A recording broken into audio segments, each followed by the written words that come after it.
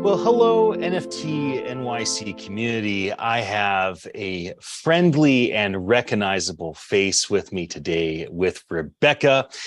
Rebekah, you are one of our favorite people in the NFT NYC space. You've been Love you so guys. amazing as an MC, as a panelist, as a moderator, as a speaker.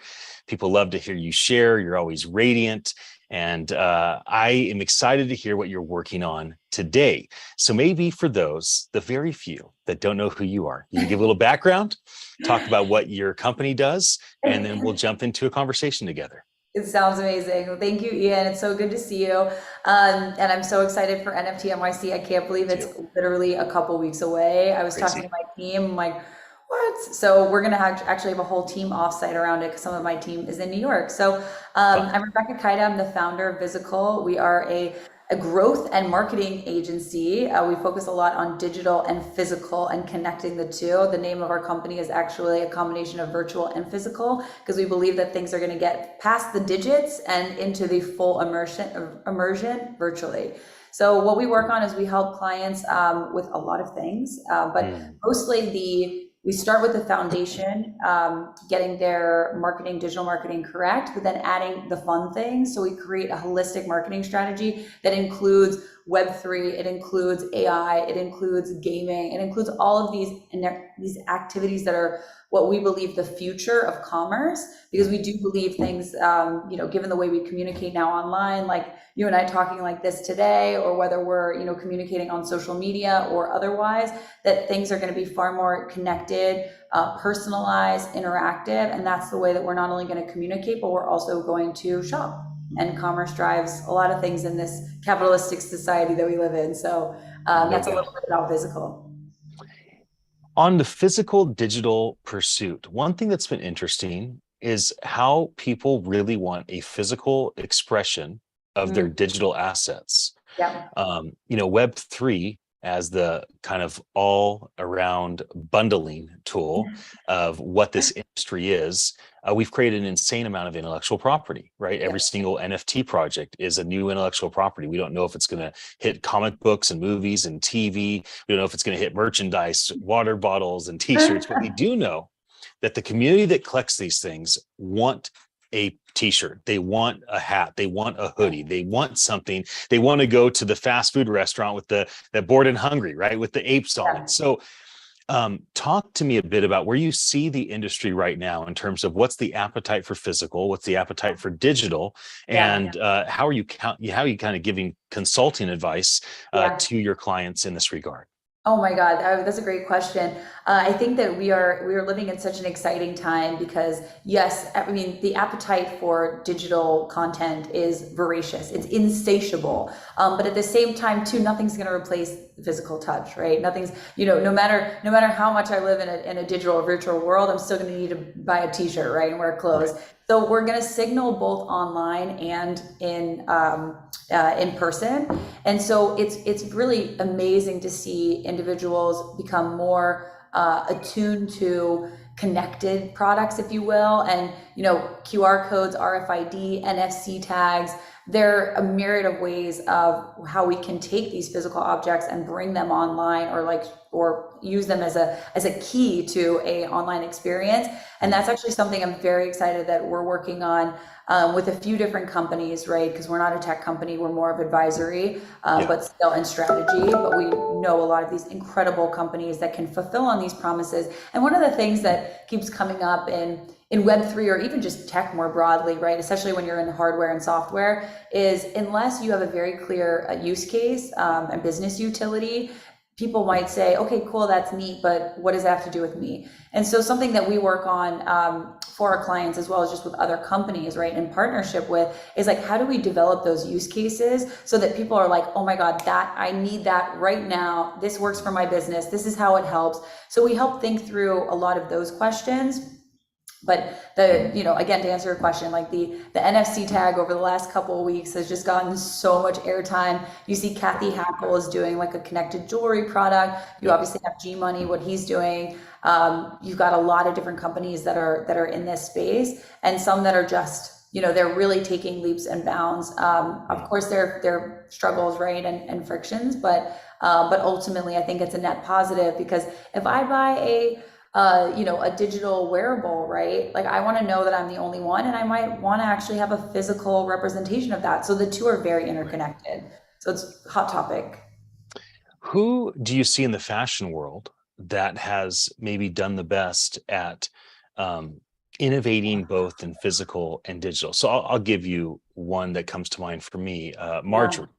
She is the CEO of the Dematerialized. She's also Yeah. co-founder of Luxo blockchain. Her husband Fabian invented, or at least co-invented, the protocol for ERC20 and was a big part of Ethereum. So a lot of people know Marjorie. When I Yeah. see Marjorie around, I see her constantly wearing stuff that you'd assume would be kind of metaverse gear. Yes. So she's done a really good job of like creating physical fashion things that she and her friends can wear, Yep. whether it's like functional and she can wear it all day or it's just for a photo shoot. But they're doing this in a way that is trying to bring the metaverse into the physical world. And what Yes. her and I have talked about, she said, I want to be as close as possible. Like when I'm in the physical world, I want people to kind of recognize, oh, she has that in this metaverse that we were just in together, and Yeah. vice versa. So anybody come to mind on your end that you think has done a really good job with doing innovative things around fashion in both the physical and digital space? Oof. I'd say, definitely in the digital space. I mean, I think that, DressX has been a long-term player. I think it's layer 10, 010. They also are doing some really incredible things on augmented reality work with digital fashion. But when it comes to like actually putting the two together, companies that I think of, some that are on the Aura blockchain, for example, like Prada is one of those, where Prada has done a really good job also putting out into the field authentication on Aura's blockchain, but then also they have their NFT drops that they've been doing monthly, which I think I'm very, very proud of them for their consistency, which has been great. Like they didn't just drop off. They were like, we're committed, we're going to do it.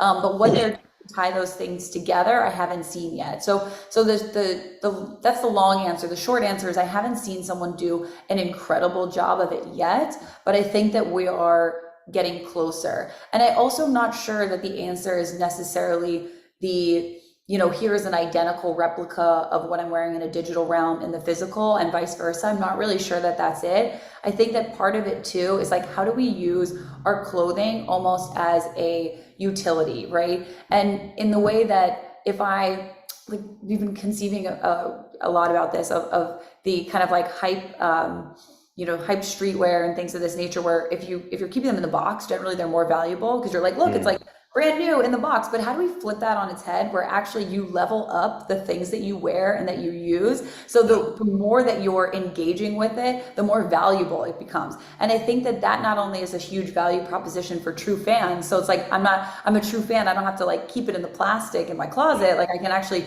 use it and wear it and promote it, which then fulfills a need for the brand, right? You've got this crazy brand advocate, right? People that love you and they're showing you off, but then you're actually making then the item itself more valuable. So almost kind of how you quest in games and like you grind dungeons and you're leveling up, and then on the gray market you can sell it to someone else who wants to buy it. So like how do we bring almost like in-game mechanics into the real world? I think that's really fun, because then there's more of an argument of like really us intertwining this digital world, and more so than just this point, which I mean, this woman sounds amazing. I cannot wait to meet her. Oh, you have to meet Marjorie. She's just the best. Yeah. Because I love dressing like I'm literally in the Matrix or the metaverse. But I think that there's something beyond that, right? There's something beyond that sure, sorry, this is a long-winded answer, but sure that I'm very bullish on this space. I'm very passionate in it. I love thinking about living in a world that is